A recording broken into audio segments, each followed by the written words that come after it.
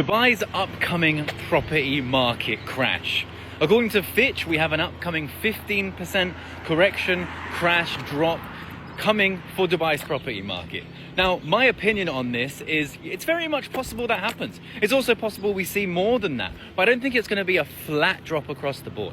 I think some of the units that have been completely, wildly overpriced for the last couple of years are potentially going to come down a little bit. That's something we need to accept. But this comment is saying that they bought 2 properties in the Springs in 2008 and they lost money on it. Now, I think it's important to differentiate when we think about the property market. We need to understand, are we end users or are we investors? Me personally, I'm an investor. I am buying to live. I do live in my units, but I'm an investor first of all, right?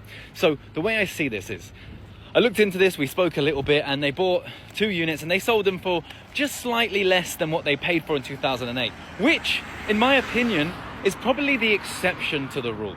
Now, they sold them last year, and I assume they lived in both of them, because if you were renting them out, you would have turned a profit with, almost 20 years worth of rental. But let's say they just lived in them, so I understand how that could be a loss. But even if you look at Springs right now, for the price that was sold, this is the very lowest end of 2 bedrooms. I don't know how many bedrooms these were, but 2-bedroom units. So a renovated Springs villa goes for significantly more than what was sold, and the cost of labor is cheaper than, in England or in Australia. So you could actually have turned a profit. Now, it's not a great profit because, of course, it's been over 20 years. I understand you would expect more. And it's a very real risk that something similar to this situation from 2008 to now does happen again. It's possible, and I'm not here to tell you that it's not possible. But it all depends on your outlook on the market, what you're getting involved in it for, and can you stomach that risk?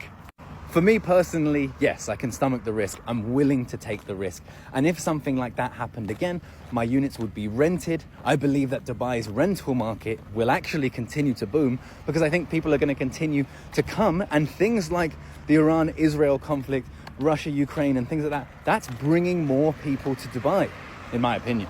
So if there is a crash, I will use that as an opportunity. But let me know what you guys think in the comment section.